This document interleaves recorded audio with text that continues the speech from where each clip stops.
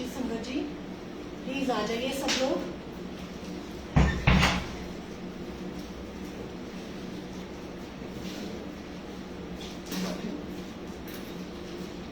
बंधन और मोक्ष का विवेचन। शिव पूजा का उद्देश्य लिंग आदि में शिव पूजन का विधान, भस्म के स्वरूप का निरूपण और महत्व, शिव एवं गुरु शब्द की व्युक्ति तथा शिव के भस्म धारण का रहस्य।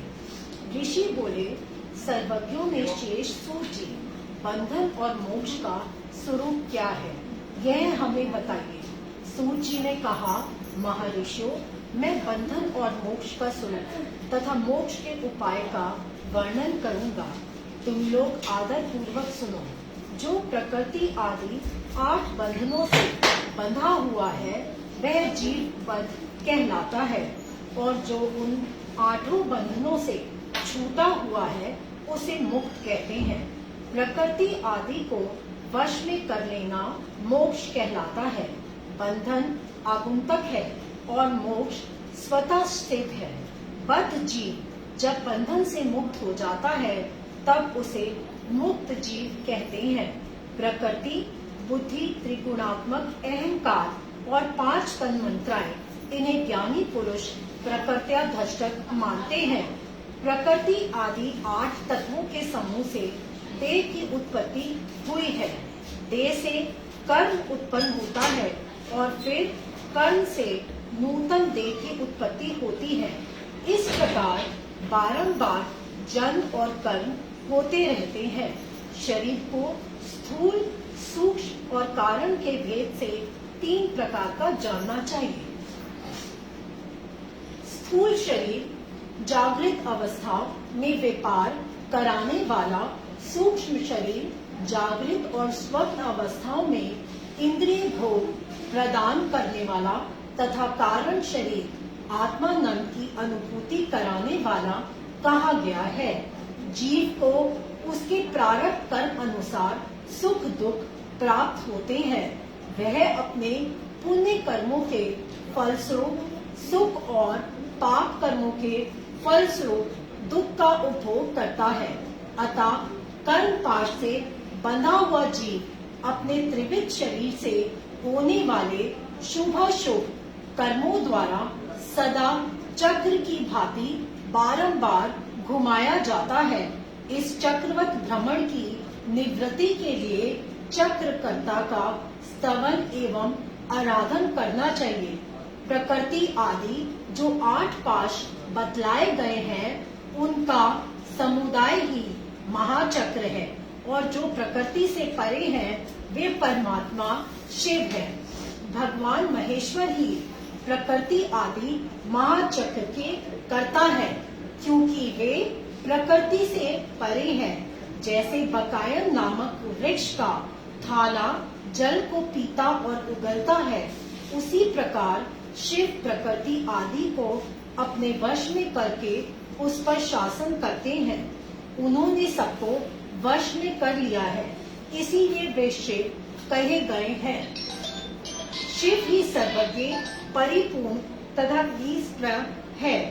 सर्वज्ञता, तृप्ति, अनादि बोध, स्वतंत्रता, नित्य अलुप्त शक्ति से संयुक्त होना और अपने भीतर अनंत शक्तियों को धारण करना महेश्वर के इन 6 प्रकार के मानसिक ऐश्वर्य को केवल वेद जानता है। अतः भगवान शिव के अनुग्रह से ही प्रकृति आदि 8 तत्व वश में होते हैं। भगवान शिव का कृपा प्रसाद प्राप्त करने के लिए उन्हीं का पूजन करना चाहिए। जय गुरु जी। यदि कहें शिव तो परिपूर्ण है, निष्प्रह है, उनकी पूजा कैसे हो सकती है, तो इसका उत्तर यह है कि भगवान शिव के उद्देश्य से उनकी प्रसन्नता के लिए किया हुआ सत्कर्म उनके कृपा प्रसाद को प्राप्त कराने वाला होता है। शिवलिंग में शिव की प्रतिमा में तथा शिव भक्तजनों में शिव की भावना करके उनकी प्रसन्नता के लिए पूजा करनी चाहिए। वह पूजन शरीर से, मन से, वाणी से और धन से भी किया जा सकता है। उस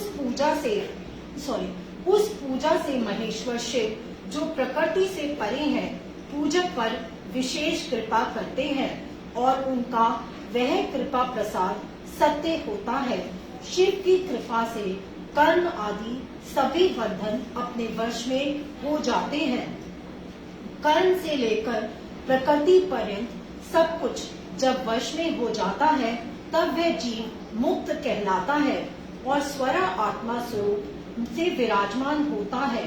परमेश्वर शिव की कृपा से जब कर्म जनित शरीर अपने वश में हो जाता है तब भगवान शिव के लोक में निवास का सौभाग्य प्राप्त होता है। इसी को सालोक्य मुक्ति कहते हैं। तब जब तन मंत्राएं वश में हो जाती हैं तब जीव जगदम्बा सहित शिव का सामीप्य प्राप्त कर लेता है। यह सामीप्य मुक्ति है। उसके आयुध आदि और क्रिया आदि सब कुछ भगवान शिव के समान हो जाते हैं। भगवान का महाप्रसाद प्राप्त होने पर बुद्धि भी वश में हो जाती है। बुद्धि प्रकृति का कार्य है, उसका वश में होना साष्टी मुक्ति कहा गया है। पुनः भगवान का महान अनुग्रह प्राप्त होने पर प्रकृति वश में हो जाएगी। उस समय भगवान शिव का मानसिक ऐश्वर्य बिना यत्न के ही प्राप्त हो जाएगा। सर्वज्ञता और तृप्ति आदि जो शिव के ऐश्वर्य हैं, उन्हें पाकर मुक्त पुरुष अपने आत्मा में ही विराजमान होता है। वेद और शास्त्रों में विश्वास रखने वाले विद्वान पुरुष इसी को सायुज्य मुक्ति कहते हैं। इस प्रकार लिंग आदि में शिव की पूजा करने से क्रमशः मुक्ति स्वतः प्राप्त हो जाती है। इसीलिए शिव का कृपा प्रसाद प्राप्त करने के लिए तत्संबंधी क्रिया आदि के द्वारा उन्हीं का पूजन करना चाहिए। शिव क्रिया, शिव तप, शिव मंत्र, जप, शिव ज्ञान और शिव अध्ययन के लिए सदा उत्तरोत्तर अभ्यास बढ़ाना चाहिए। प्रतिदिन प्रातः काल से रात को सोते समय तक और जन्म काल से लेकर मृत्यु पर्यंत सारा समय भगवान शिव के चिंतन में ही बिताना चाहिए। सदोजात आदि मंत्रों तथा नाना प्रकार के पुष्पों से जो शिव की पूजा करता है वह शिव को ही प्राप्त होगा। ऋषि बोले, उत्तम व्रत का पालन करने वाले सूत जी लिंग आदि में शिव जी की पूजा का क्या विधान है, यह हमें बताइए। सूत जी ने कहा, द्विजो, मैं लिंगों के क्रम का यथावत वर्णन कर रहा हूँ, तुम सब लोग सुनो। वह प्रणव ही समस्त अभिष्ट वस्तुओं को देने वाला प्रथम लिंग है। उसे सूक्ष्म प्रणव रूप समझो। सूक्ष्म लिंग निष्कल होता है और स्थूल लिंग सकल। पंचाक्षर मंत्र को ही स्थूल लिंग कहते हैं। उन दोनों प्रकार के लिंगों का पूजन तप कहलाता है। वे दोनों ही लिंग साक्षात मोक्ष देने वाले हैं। पौरुष लिंग और प्रकृति लिंग के रूप में बहुत से लिंग हैं। उन्हें भगवान शिव ही विस्तार पूर्वक बता सकते हैं, दूसरा कोई नहीं जानता। पृथ्वी के विकारभूत जो जो लिंग ज्ञात है उनको मैं तुम्हें बता रहा हूँ। उनमें स्वयंभू लिंग प्रथम है, दूसरा बिंदु लिंग, तीसरा प्रतिष्ठित लिंग, चौथा चर लिंग और पांचवा गुरु लिंग है। देव ऋषियों की तपस्या से संतुष्ट हो उनके समीप प्रकट होने के लिए पृथ्वी के अंतर्गत बीज रूप से व्याप्त हुए भगवान शिव वृक्षों के अंकुर की भांति भूमि को भेद कर नाद लिंग के रूप में व्यक्त हो जाते हैं। वे स्वतः व्यक्त हुए शिव ही स्वयं प्रकट होने के कारण स्वयंभू नाम धारण करते हैं। ज्ञानी जन उन्हें स्वयंभू लिंग के रूप में जानते हैं।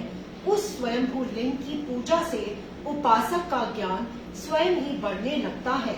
सोने चांदी आदि के पत्र पर, भूमि पर अथवा वेदी पर अपने हाथ से लिखित जो शुद्ध प्रणव मंत्र लिंग है उसमें तथा मंत्र लिंग का आलेखन करके उसमें भगवान शिव की प्रतिष्ठा और आह्वान करें। ऐसा बिंदु नाद में लिंग स्थावर और जंगम दोनों ही प्रकार का होता है। इसमें शिव का दर्शन भावनामय ही है, ऐसा निसंदेह कहा जा सकता है। जिसको जहाँ भगवान शंकर के प्रकट होने का विश्वास हो उसके लिए वहीं प्रकट होकर वे अभिष्ट फल प्रदान करते हैं। अपने हाथ से लिखे हुए यंत्र में अथवा अकृत्रिम स्थावर आदि में भगवान शिव का आह्वान करके 16 उपचारों से उनकी पूजा करें। ऐसा करने से साधक स्वयं ही ऐश्वर्य को प्राप्त कर लेता है और इस साधन के अभ्यास से उसको ज्ञान भी होता है। देवताओं और ऋषियों ने आत्म सिद्धि के लिए अपने हाथ से वैदिक मंत्रों के उच्चारण पूर्वक शुद्ध मंडल में शुद्ध भावना द्वारा जिस उत्तम शिवलिंग की स्थापना की है उसे पौरुष लिंग कहते हैं तथा वही प्रतिष्ठित लिंग कहलाता है। उस लिंग की पूजा करने से सदा पौरुष ऐश्वर्य की प्राप्ति होती है। महान ब्राह्मण और महाधनी राजा किसी कारीगर से शिवलिंग का निर्माण कराकर जो मंत्र पूर्वक उसकी स्थापना करते हैं उनके द्वारा स्थापित हुआ वह लिंग भी प्रतिष्ठित लिंग कहलाता है, किंतु वह प्राकृतिक लिंग है, इसलिए प्राकृत ऐश्वर्य भोग को ही देने वाला होता है। जो शक्तिशाली और नित्य होता है उसे पौरुष कहते हैं तथा जो दुर्बल और अनित्य होता है वह प्राकृत कहलाता है। लिंग नाभि, जीभा, नासाग्र भाग और शिखा के क्रम से कटी, हृदय और मस्तक तीनों स्थानों में जो लिंग की भावना की गई है उस आध्यात्मिक लिंग को ही चर लिंग कहते हैं। पर्वत को पौरुष लिंग बताया गया है और भूतल को विद्वान पुरुष प्राकृत लिंग मानते हैं। वृक्ष आदि को पौरुष लिंग जानना चाहिए और गुल्म आदि को प्राकृतिक लिंग, साठी नामक धान्य को प्राकृत लिंग समझना चाहिए और अघनी एवं गेहूं को पौरुष लिंग। अणिमा आदि 8 सिद्धियों को देने वाला जो ऐश्वर्य है उसे पौरुष ऐश्वर्य जानना चाहिए। सुंदर स्त्री तथा धन आदि विषयों को आस्तिक पुरुष प्राकृत ऐश्वर्य कहते हैं। चर लिंगों में सबसे प्रथम रस लिंग का वर्णन किया जाता है। रस लिंग ब्राह्मणों को उनकी सारी अभिष्ट वस्तुओं को देने वाला है। शुभ कारक बाण लिंग क्षत्रियों को महान राज्य की प्राप्ति कराने वाला है। सुवर्ण लिंग वैश्यों को महाधनपति का पद प्रदान करने वाला है तथा सुंदर शिवलिंग शूद्रों को महाशुद्धि देने वाला है। स्फटिकमय लिंग तथा बाण लिंग सब लोगों को उनकी समस्त कामनाएं प्रदान करते हैं। अपना ना हो तो दूसरे का स्फटिक या बाण लिंग भी पूजा के लिए निषिद्ध नहीं है। स्त्रियों विशेषता सद्भाव के लिए पार्थिव लिंग की पूजा का विधान है। प्रवृत्ति मार्ग में स्थित विधवाओं के लिए स्फटिक लिंग की पूजा बताई गई है, परंतु विरक्त विधवाओं के लिए रस लिंग की पूजा को ही शेष कहा गया है। उत्तम व्रत का पालन करने वाले महर्षियों बचपन में, जवानी में और बुढ़ापे में भी शुद्ध स्फटिकमय शिवलिंग का पूजन स्त्रियों को समस्त भोग प्रदान करने वाला है। गुहा सिख स्त्रियों के लिए पीठ पूजा भूतल पर संपूर्ण अभिष्ट को देने वाली है। प्रवृत्ति मार्ग में चलने वाला पुरुष सुपात्र गुरु के सहयोग से ही समस्त पूजा कर्म संपन्न करे। ईश देव का अभिषेक करने के बाद अग्नि के चावल से बने हुए खीर आदि पकवानों द्वारा नैवेद्य अर्पण करें। पूजा के अंत में शिवलिंग को संपुट में पधार कर घर के भीतर पृथक रख दे। जो निवृत्ति मार्गी पुरुष है उनके लिए हाथ पर ही शिवलिंग पूजा का विधान है। उन्हें भिक्षादि से प्राप्त हुए अपने भोजन को ही नैवेद्य रूप से में निवेदित करना चाहिए। निवृत्त पुरुषों के लिए सूक्ष्म लिंग ही शेष बताया जाता है। वे विभूति के द्वारा पूजन करें और विभूति को ही नैवेद्य रूप से निवेदित भी करें। पूजा करके उस लिंग को सदा अपने मस्तक पर धारण करें। जय गुरु जी। विभूति 3 प्रकार की बताई गई है, लोकाग्नि जनित, वेदाग्नि जनित और शिवाग्नि जनित। लोकाग्नि जनित या लौकिक भस्म को द्रव्यों की शुद्धि के लिए लाकर रखें। मिट्टी, लकड़ी और लोहे के पात्रों की, धान्यों की, तिल आदि द्रव्यों की, वस्त्र आदि तथा पीयूषित वस्तुओं की भस्म से शुद्धि होती है। कुत्ते आदि से दूषित हुए पात्रों की भी भस्म से ही शुद्धि मानी गई है। वस्तु विशेष की शुद्धि के लिए यथा योग्य सजल अथवा निर्जल भस्म का उपयोग करना चाहिए। वेदाग्नि जनित जो भस्म है उसको उन वैदिक कर्मों के अंत में धारण करना चाहिए। मंत्र और क्रिया से जनित जो होम कर्म है वह अग्नि में भस्म का रूप धारण करता है। उस भस्म को धारण करने से वह कर्म आत्मा में आरोपित हो जाता है। अघोर मूर्तिधारी शिव का जो अपना मंत्र है उसे पढ़कर बेल की लकड़ी को जलाए। उस मंत्र से अभिमंत्रित अग्नि को शिवाग्नि कहा गया है। उसके द्वारा जले हुए काष्ठ का जो भस्म है वह शिवाग्नि जनित है। कपिला गाय के गोबर अथवा गाय मात्र के गोबर को तथा शमी, पीपल, पलाश, बड़, अमरतास और बेल इनकी लकड़ियों को शिवाग्नि से जलाए। वह शुद्ध भस्म शिवाग्नि जनित माना गया है।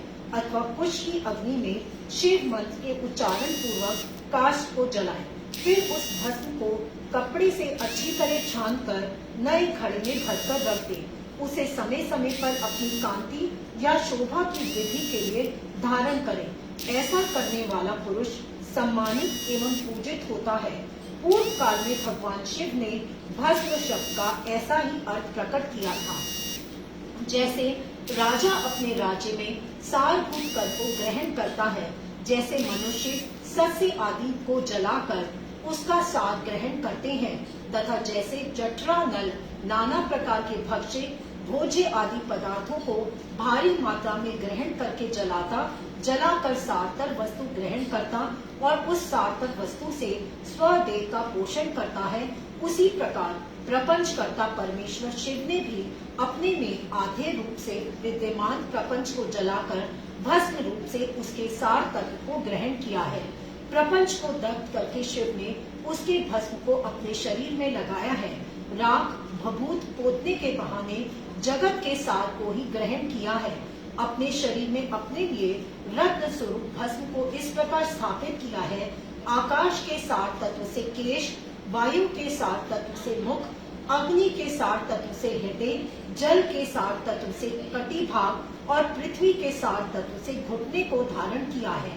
इसी तरह उनके सारे अंग विभिन्न वस्तुओं के सार रूप हैं। महेश्वर ने अपने ललाट में तिलक रूप से जो त्रिपुंड धारण किया है वह ब्रह्मा, विष्णु और रुद्र का सार तत्व है। वे इन सब वस्तुओं को जगत के अभ्युदय का हेतु मानते हैं। इन भगवान शिव ने ही प्रपंच के सार सर्वस्व को अपने वश में किया है, अतः इन्हें अपने वश में करने वाला दूसरा कोई नहीं है। जैसे समस्त मृगों का हिंसक मृग सिंह कहलाता है और उसकी हिंसा करने वाला दूसरा कोई मृग नहीं है, अतएव उसे सिंह कहा गया है। शकार का अर्थ है नित्य सुख एवं आनंद, इकार का अर्थ है पुरुष और वकार का अर्थ है अमृत स्वरूपा शक्ति। इन सबका सम्मिलित रूप ही शिव कहलाता है। अतः इस रूप में भगवान शिव को अपना आत्मा मानकर उनकी पूजा करनी चाहिए। अतः पहले अपने अंगों में भस्म मले, फिर ललाट में उत्तम त्रिपुंड धारण करें। पूजा काल में सजल भस्म का उपयोग होता है और द्रव्य शुद्धि के लिए निर्जल भस्म का।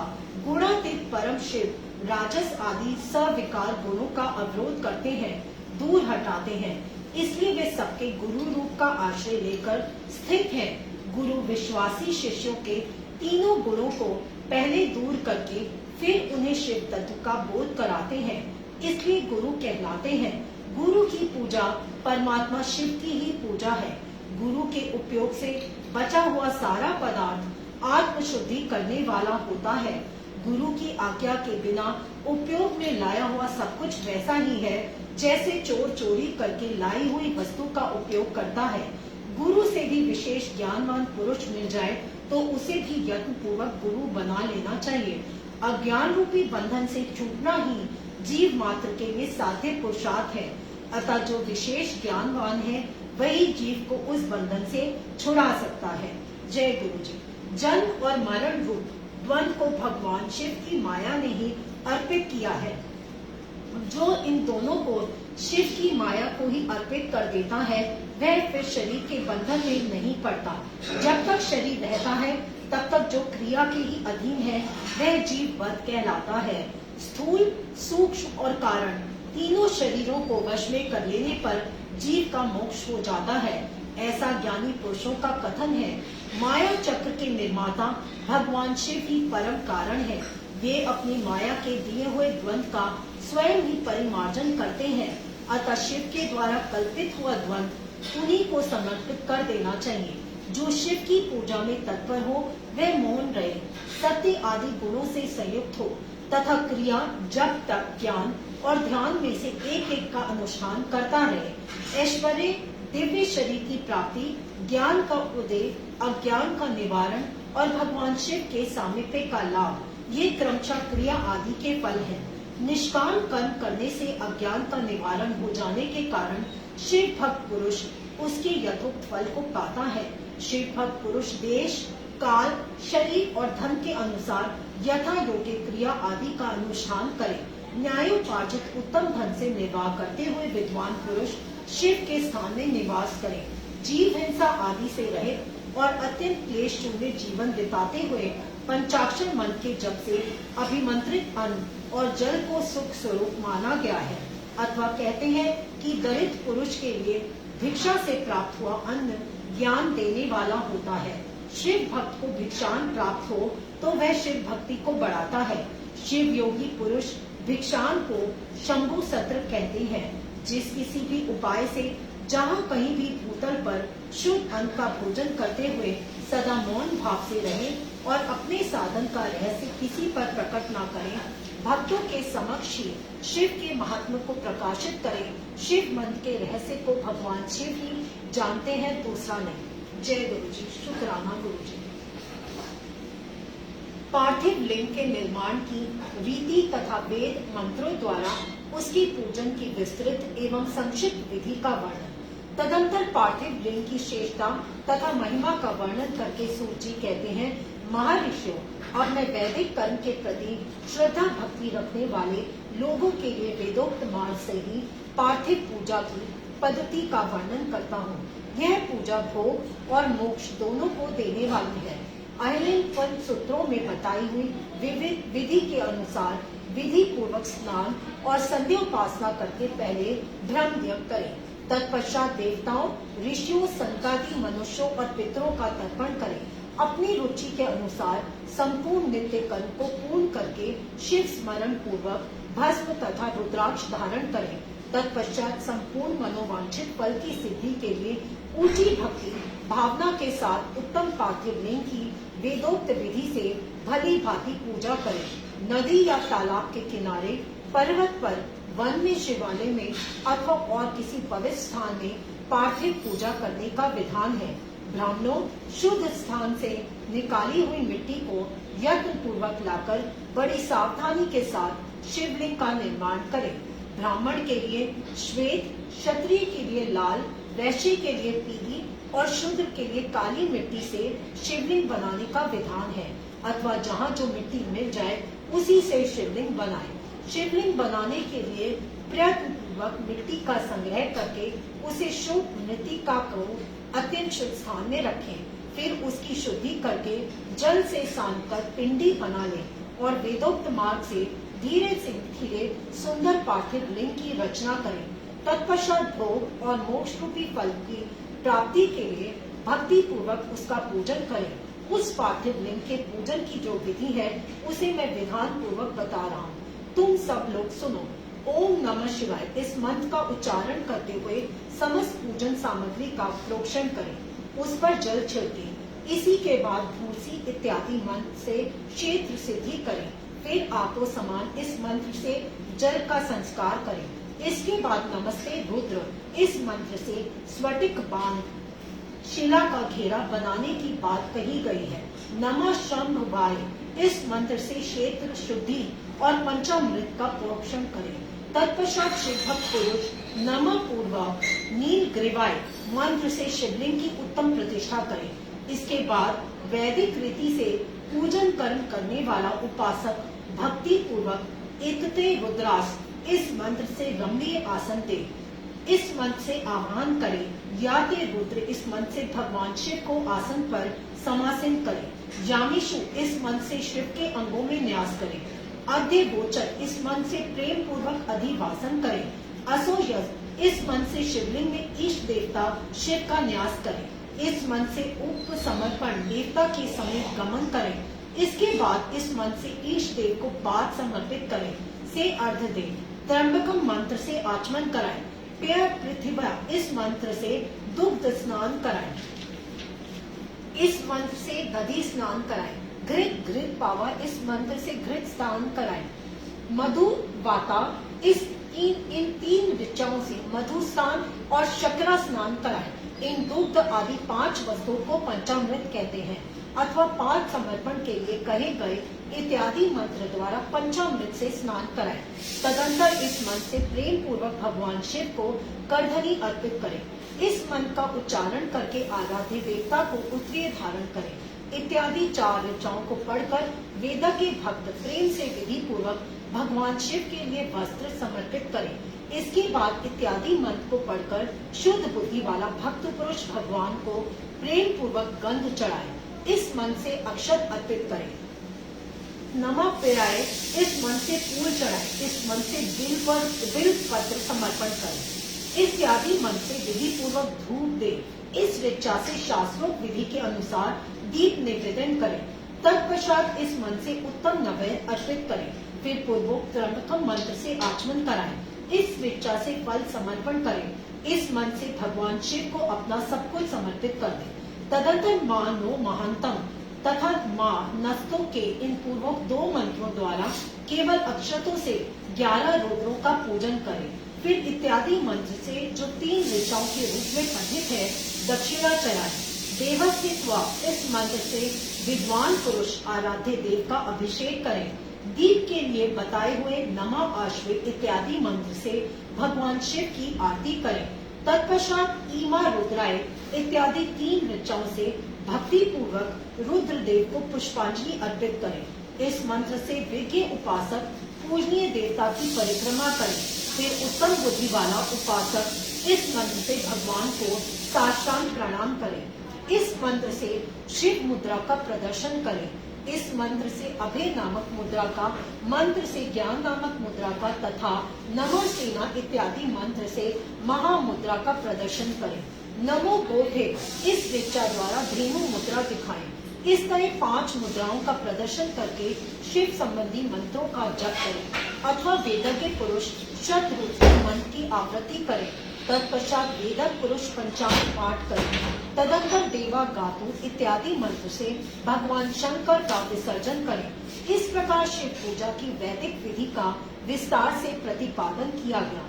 महर्षियों अब संक्षेप से भी पार्थिव पूजन की वैदिक विधि का वर्णन सुनो। सदुजात इस ऋचा से पार्थिव लिंग बनाने के लिए मिट्टी ले आए। वाम देवाय इत्यादि मंत्र पढ़कर उसमें जल डालें। जब मिट्टी सनकर तैयार हो जाए तब अघोर मंत्र से लिंग निर्माण करें। फिर तत्पुरुषाय इस मंत्र से विधिवत उसमें भगवान शिव का आवाहन करें। तदंतर ईशान मंत्र से भगवान शिव को वेदी पर स्थापित करें। इसके सिवाय अन्य कुछ विधानों को भी शुद्ध बुद्धि वाला उपासक संक्षेप से ही संपन्न करे। इसके बाद विद्वान पुरुष पंचाक्षर मंत्र से अथवा गुरु के दिए हुए अन्य किसी शिव संबंधी मंत्र से 16 उपचारों द्वारा विधिवत पूजन करें अथवा इस मंत्र द्वारा विद्वान उपासक भगवान शंकर की पूजा करें। वह भ्रम छोड़कर उत्तम भाव भक्ति से शिव की आराधना करें, क्योंकि भगवान शिव भक्ति से ही मनोवांछित फल देते हैं। ब्राह्मणों, यहाँ जो वैदिक विधि से पूजन का क्रम बताया गया है, इसका पूर्ण रूप से आदर करता हुआ मैं पूजा की एक दूसरी विधि भी बता रहा हूँ, जो उत्तम होने के साथ ही सर्वसाधारण के लिए उपयोगी है। मुनिवरों, पार्थिव लिंग की पूजा भगवान शिव के नामों से बताई गई है। वह पूजा संपूर्ण अभिष्टों को देने वाली है। मैं उसे बताता हूँ, सुनो। हर, महेश्वर, शंभु, शूलपाणी, पिनाक, शिव, पशुपति और महादेव ये क्रमशः शिव के 8 नाम कहे गए हैं। इनमें से प्रथम नाम के द्वारा अर्थात ओम हराय नमः का उच्चारण करके पार्थिव लिंग बनाने के लिए मिट्टी लाए। दूसरे नाम अर्थात ओम महेश्वराय नमः का उच्चारण करके लिंग निर्माण करें। फिर ओम शंभवे नमः बोलकर उस पार्थिव लिंग की प्रतिष्ठा करें। तत्पश्चात ओम शूलपाणी नमः कहकर उस पार्थिव लिंग में भगवान शिव का आवाहन करें। ओम पिनाक नमः कहकर उस शिवलिंग को नहलाएं। ओम शिवालय नमः बोलकर उसकी पूजा करें। फिर ओम पशुपते नमः कहकर क्षमा प्रार्थना करें और अंत में ओम महादेवाय नमः कहकर आराध्य देव का विसर्जन कर दें। हर नाम के आदि में ओंकार और अंत में चतुर्थी विभक्ति के साथ नमा पद लगाकर बड़े आनंद और भक्ति भाव से पूजा संबंधी सारे कार्य करने चाहिए। षट्चर मंत्र से अगन्यास और करन्यास की विधि भली भांति संपन्न करके फिर नीचे लिखे अनुसार ध्यान करें। जो कैलाश पर्वत पर एक सुंदर सिंहासन के मध्य भाग में विराजमान है, जिनके वाम भाग में भगवती उमा उनसे सटकर बैठी हुई हैं, सनक सनंदन आदि भक्तजन जिनकी पूजा कर रहे हैं, तथा जो भक्तों के दुख रूपी दावानल को नष्ट कर देने वाले अप्रेम शक्तिशाली ईश्वर हैं, उन विश्व विभूषण भगवान शिव का चिंतन करना चाहिए। भगवान महेश्वर का प्रतिदिन इस प्रकार ध्यान करें। उनकी अंग कांति चांदी के पर्वत की भांति गौर है। वे अपने मस्तक पर मनोहर चंद्रमा का मुकुट धारण करते हैं। रत्नों के आभूषण धारण करने से उनका श्री अंग और भी उदासित हो उठा है। उनके 4 हाथों में क्रमशः परशु, मृगमदा, मृग मुद्रा, वर एवं अभय मुद्रा सुशोभित है। वे सदा प्रसन्न रहते हैं, कमल के आसन पर बैठे हैं और देवता लोग चारों ओर खड़े होकर उनकी स्तुति कर रहे हैं। उन्होंने वस्त्र की जगह व्याप्त चंद्र धारण कर रखा है। वे इस विश्व के आदि हैं, बीज कारण रूप हैं तथा सबका समस्त भय हर लेने वाले हैं। उनके 5 मुख हैं और हर मुख मंडल में 3-3 नेत्र हैं। इस प्रकार ध्यान तथा उत्तम पार्थिव लिंग का पूजन करके गुरु के दिए हुए पंचाक्षर मंत्र का विधि पूर्वक जप करें। विद्वान पुरुष को चाहिए कि वह देवेश्वर शिव को प्रणाम करके नाना प्रकार की स्तुतियों द्वारा उनका स्तवन करें तथा शतरुद्रीय का पाठ करें। तत्पश्चात अंजलि में अक्षत और फूल लेकर उत्तम भक्ति भाव से निम्नांकित मंत्रों को पढ़ते हुए प्रेम और प्रसन्नता के साथ भगवान शंकर से इस प्रकार प्रार्थना करें। सबको सुख देने वाले कृपा निधान भूतनाथ शिव, मैं आपका हूँ। आपके गुणों में ही मेरे प्राण बसते हैं, अथवा आपके गुण ही मेरे प्राण, मेरे जीवन सर्वस्व है। मेरा चित्त सदा आपके ही चिंतन में लगा हुआ है। यह जानकर मुझ पर प्रसन्न होइए, कृपा कीजिए। शंकर, मैंने अनजाने में अथवा जानबूझकर यदि कभी आपका जप और पूजन आदि किया हो तो आपकी कृपा से वह सफल हो जाए। गौरीनाथ, मैं आधुनिक युग का महान पापी हूँ, पतित हूँ और आप सदा से ही परम महान पतित पावन हैं। इस बात का विचार कर कि आप जैसा चाहें वैसा करें। महादेव सदा शिव वेदों, पुराणों, नाना प्रकार के शास्त्रीय सिद्धांतों और विभिन्न महर्षियों ने भी अब तक आपको पूर्ण रूप से नहीं जाना है, फिर मैं कैसे जान सकता हूँ। महेश्वर, मैं जैसा हूँ वैसा ही उसी रूप में संपूर्ण भाव से आपका हूँ, आपके आश्रित हूँ, इसीलिए आपसे रक्षा पाने के योग्य हूँ। परमेश्वर, आप मुझ पर प्रसन्न होइए। मुनि इस प्रकार प्रार्थना करके हाथ में लिए हुए अक्षत और पुष्प को भगवान शिव के ऊपर चढ़ाकर उन शंभु देव को भक्ति भाव से विधि पूर्वक साष्टांग प्रणाम करें। तदंतर शुद्ध बुद्धि वाला उपासक शास्त्रोक्त विधि से ईश देव की परिक्रमा करें। फिर श्रद्धा पूर्वक स्तुतियों द्वारा देवेश्वर शिव की स्तुति करें। इसके बाद गला बजाकर गले से अव्यक्त शब्द का उच्चारण करके पवित्र एवं विनीत चित्त वाला साधक भगवान को प्रणाम करें। फिर आदर पूर्वक विज्ञप्ति करें और उसके बाद विसर्जन। मुनिवरों, इस प्रकार विधि पूर्वक पार्थिव पूजा बताई गई। वह भोग और मोक्ष देने वाली तथा भगवान शिव के प्रति भक्ति भाव बढ़ाने वाली है। जय गुरु जी। शुक्राना गुरु जी। पार्थिव पूजा की महिमा, शिव नवैध भक्षण के विषय में निर्णय तथा बिल्व का महत्व। तदंतर ऋषियों के पूछने पर किस कामना की पूर्ति के लिए कितने पार्थिव लिंगों की पूजा करनी चाहिए, इस विषय का वर्णन करके सूर्य जी बोले, महर्षियों, पार्थिव लिंगों की पूजा कोटि कोटि यज्ञों का फल देने वाली है। कलयुग में लोगों के लिए शिवलिंग पूजन जैसा शेड दिखाई देता है, वैसा दूसरा कोई साधन नहीं है। यह समस्त शास्त्रों का निश्चित सिद्धांत है। शिवलिंग भोग और मोक्ष देने वाला है। लिंग 3 प्रकार के कहे गए हैं, उत्तम, मध्यम और अधम, जो 4 अंगुल ऊंचा और देखने में सुंदर हो तथा वेदी से युक्त हो, उस शिवलिंग को शास्त्रज्ञ महर्षियों ने उत्तम कहा है। उससे आधा मध्यम और उससे आधा अधम माना गया है। इस तरह 3 प्रकार के शिवलिंग कहे गए हैं। जो उत्तरोत्तर श्रेष्ठ है, ब्राह्मण, क्षत्रिय, वैश्य, शुद्ध अथवा विलोम संकर कोई और क्यों ना हो, वह अपने अधिकार के अनुसार वैदिक अथवा तांत्रिक मन से सदा आदर पूर्वक शिवलिंग की पूजा करे। ब्राह्मणों, महर्षियों, अधिक कहने से क्या लाभ। शिवलिंग का पूजन करने से स्त्रियों का तथा अन्य सब लोगों का भी अधिकार है।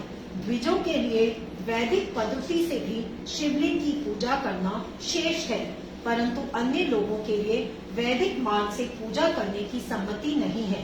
वेदज्ञ द्विजों को वैदिक मार्ग से ही पूजन करना चाहिए, अन्य मार्ग से नहीं। यह भगवान शिव का कथन है। दधीची और गौतम आदि के शाप से जिनका चित्त दग्ध हो गया है, उन द्विजों की वैदिक कर्म में श्रद्धा नहीं होती। जो मनुष्य वेदों तथा स्मृतियों में कहे हुए सत्कर्मों की अवहेलना करके दूसरे कर्म को करने लगता है, उसका मनोरथ कभी सफल नहीं होता। इस प्रकार विधि पूर्वक भगवान शंकर का नववेदांत पूजन करके उनकी त्रिभुवनमयी 8 मूर्तियों का भी वही पूजन करें। पृथ्वी, जल, अग्नि, वायु, आकाश, सूर्य, चंद्रमा तथा यजमान, ये भगवान शंकर की 8 मूर्तियां कही गई हैं। इन मूर्तियों के साथ साथ शर, भव, रुद्र, उग्र, भीम, ईश्वर, महादेव तथा पशुपति, इन नामों की भी अर्चना करें। तदंतर चंदन, अक्षत और बिल्वपत्र लेकर वहां ईशान आदि के क्रम से भगवान शिव के परिवार का उत्तम भक्ति भाव से पूजन करें। ईशान, नंदी, चंड, महाकाल, भृगि, वृष, स्कंद, कब्दीश्वर, सोम तथा शुक्र, ये 10 शिव के परिवार हैं, जो क्रमशः ईशान आदि 10 दिशाओं में पूजनीय हैं। तत्पश्चात भगवान शिव के समक्ष वीरभद्र का और पीछे कीर्ति मुख का पूजन करके विधि पूर्वक 11 रुद्रों की पूजा करें। इसके बाद पंचाक्षर मंत्र का जप करके शतरुद्रीय स्रोत का, नाना प्रकार की स्तुतियों का तथा शिव पंचांग का पाठ करें। तत्पश्चात परिक्रमा और नमस्कार करके शिवलिंग का विसर्जन करें। इस प्रकार मैंने शिव पूजन की संपूर्ण विधि का आदर पूर्वक वर्णन किया। रात्रि में देव कार्य को सदा उत्तराभिमुख होकर ही करना चाहिए। इसी प्रकार शिव पूजन की पवित्र भाव से सदा उत्तराभिमुख होकर ही करना उचित है। जहाँ शिवलिंग स्थापित हो, उससे पूर्व दिशा का आश्रय लेकर नहीं बैठना या खड़ा होना चाहिए, क्योंकि वह दिशा भगवान शिव के आगे या सामने पड़ती है। इष्ट देव का सामना रोकना ठीक नहीं। शिवलिंग से उत्तर दिशा में भी न बैठें, क्योंकि उधर भगवान शंकर का वामांग है, जिसमें शक्ति स्वरूपा देवी उमा विराजमान है। पूजक को शिवलिंग से पश्चिम दिशा में भी नहीं बैठना चाहिए, क्योंकि वह आराध्य देव का पृष्ठ भाग है। पीछे की ओर से पूजा करना उचित नहीं है। अतः अवशिष्ट दक्षिण दिशा ही गए उसी का आश्रय लेना चाहिए। तात्पर्य यह है कि शिवलिंग से दक्षिण दिशा में उत्तराभिमुख होकर बैठे और पूजा करें। विद्वान पुरुष को चाहिए कि वह भस्म का त्रिपुंड लगाकर, रुद्राक्ष की माला लेकर तथा बिल्व पत्र का संग्रह करके ही भगवान शंकर की पूजा करे, इनके बिना नहीं। मुनिवरों, शिव पूजन आरंभ करते समय यदि भस्म ना मिले तो मिट्टी से ही ललाट में त्रिपुंड अवश्य कर लेना चाहिए। ऋषि बोले, मुने, हमने पहले से यह बात सुन रखी है कि भगवान शिव का नैवेद्य नहीं ग्रहण करना चाहिए। इस विषय में शास्त्र का निर्णय क्या है, यह बताइए। साथ ही बिल्व का महत्व भी प्रकट कीजिए। सूत जी ने कहा, मुनियों, आप शिव संबंधी व्रत का पालन करने वाले हैं, अतः आप सबको शतशः धन्यवाद है। मैं प्रसन्नता पूर्वक सब कुछ बताता हूँ, आप सावधान होकर सुने। जो भगवान शिव का भक्त है, बाहर भीतर से पवित्र और शुद्ध है, उत्तम व्रत का पालन करने वाला तथा दृढ़ निश्चय से युक्त है, वह शिव नैवेद्य का अवश्य भक्षण करे। भगवान शिव का नैवेद्य अग्रहणीय है, इस भावना को मन से निकाल दे। शिव के नैवेद्य को देख लेने मात्र से भी सारे पाप दूर भाग जाते हैं। उसको खा लेने पर तो करोड़ों पुण्य अपने भीतर आ जाते हैं। आए हुए शिव नैवेद्य को सिर झुकाकर प्रसन्नता के साथ ग्रहण करें और प्रयत्न करके शिव स्मरण पूर्वक उसका भक्षण करें। आए हुए शिव नैवेद्य को जो यह कहकर कि मैं इसे दूसरे समय में ग्रहण करूंगा लेने में विलम्ब कर देता है, वह मनुष्य निश्चय ही पाप से बंध जाता है। जिसने शिव की दीक्षा ली हो उस शिव भक्त के लिए वह शिव नैवेद्य अवश्य भक्षणीय है, ऐसा कहा जाता है। शिव की दीक्षा से युक्त शिव भक्त पुरुष के लिए सभी शिवलिंगों का नैवेद्य शुभ एवं महाप्रसाद है, अतः वह उसका अवश्य भक्षण करे। परंतु जो अन्य देवताओं की दीक्षा से युक्त हैं और शिव भक्ति में भी मन को लगाए हुए हैं, उनके लिए शिव नैवेद्य भक्षण के विषय में क्या निर्णय है, इसे आप लोग प्रेम पूर्वक सुने। ब्राह्मणों, जहाँ से शाल ग्राम शिला की उत्पत्ति होती है, वहाँ के उत्पन्न लिंग में पारद लिंग में पाषाण, रजत तथा सुवर्ण से निर्मित लिंग में देवताओं तथा सिद्धों द्वारा प्रतिष्ठित लिंग में, केसर निर्मित लिंग में, स्फटिक लिंग में, रत्न निर्मित लिंग में तथा समस्त ज्योति लिंगों में विराजमान भगवान शिव के नैवेद्य का भक्षण चांद्रायण व्रत के समान पुण्यजनक है। ब्रह्म हत्या करने वाला पुरुष भी यदि पवित्र होकर शिव निर्मले का भक्षण करके उसे सिर पर धारण करे तो उसका सारा पाप शीघ्र ही नष्ट हो जाता है।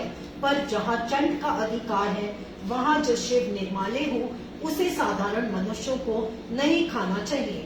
जहाँ चंड का अधिकार नहीं है, वहाँ के शिव निर्माल्य का सभी को भक्ति पूर्वक भोजन नहीं करना चाहिए।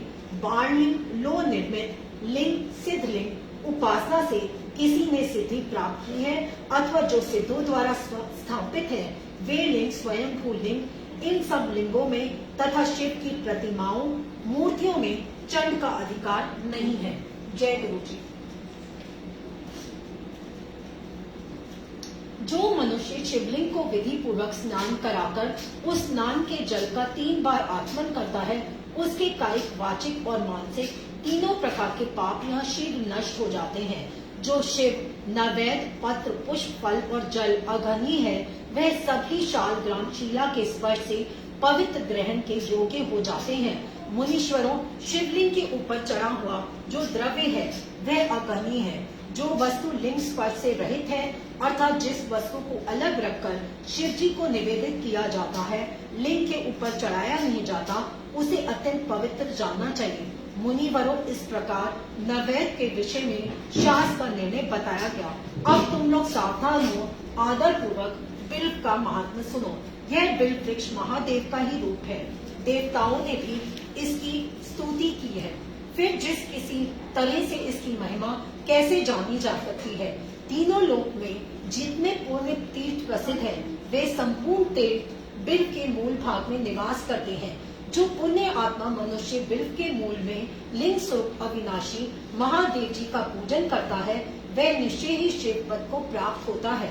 जो बिल्व की जड़ के पास जल से अपने मस्तक को सींचता है, वह संपूर्ण तीर्थों में स्नान का फल पा लेता है और वही इस भूतल पर पावन माना जाता है। इस बिल्व की जड़ के परम उत्तम थाले को जल से भरा हुआ देखकर महादेव जी पूर्णतः संतुष्ट होते हैं। जो मनुष्य गंध, पुष्प आदि से बिल्व के मूल भाग का पूजन करता है, वह शिवलोक को पाता है और इस लोक में भी उसकी सुख संतति बढ़ती है। जो बिल्व की जड़ के समीप आदर पूर्वक दीपावली जलाकर रखता है, वह तत्व ज्ञान से संपन्न हो भगवान महेश्वर में मिल जाता है। जो बिल्व की शाखा थाम कर हाथ से उसके नए नए पल्लव उतारता है और उनसे उस बिल्व की पूजा करता है, वह सब पापों से मुक्त हो जाता है। जो बिल्व की जड़ के समीप भगवान शिव में अनुराग रखने वाले एक भक्त को भी भक्ति पूर्वक भोजन कराता है, उसे कोटि गुना पुण्य प्राप्त होता है। जो बिल्व की जड़ के पास शिव भक्त को खीर और घृत से युक्त अन्न देता है, वह कभी दरिद्र नहीं होता। ब्राह्मणों, इस प्रकार मैंने सांगोपांग शिवलिंग पूजन का वर्णन किया है। यह प्रवृत्ति मार्गी तथा निवृत्ति मार्गी पूजकों के भेद से 2 प्रकार का होता है। प्रवृत्ति मार्गी लोगों के लिए पीठ पूजा इस भूतल पर संपूर्ण अभिष्ट वस्तुओं को देने वाली होती है। प्रवृत्त पुरुष सुपात्र गुरु आदि के द्वारा ही सारी पूजा संपन्न करें और अभिषेक के अंत में अग्नि के चावल से बना हुआ नैवेद्य निवेदन करें। पूजा के अंत में शिवलिंग को शुद्ध संपुट में विराजमान करके घर के भीतर कहीं अलग रख दे। निवृत्ति मार्गी उपासकों के लिए हाथ पर ही शिव पूजन का विधान है। उन्हें भिक्षा आदि से प्राप्त हुए अपने भोजन को ही नैवेद्य रूप में निवेदित कर देना चाहिए। निवृत्त पुरुषों के लिए सूक्ष्म लिंग ही शेष बताया जाता है। वे विभूति से पूजन करें और विभूति को ही नैवेद्य रूप से निवेदित ही करें। पूजा करके उस लिंग को सदा अपने मस्तक पर धारण करें। जय गुरु जी, शुक्राना गुरु जी, बहुत बहुत शुक्राना। संगत जी, आज ये दरबार आप देख रहे हैं, आज मेरे यहाँ मंथली सत्संग है, इसलिए ये दरबार लगाया है, तो आप सब देखिए संगत जी।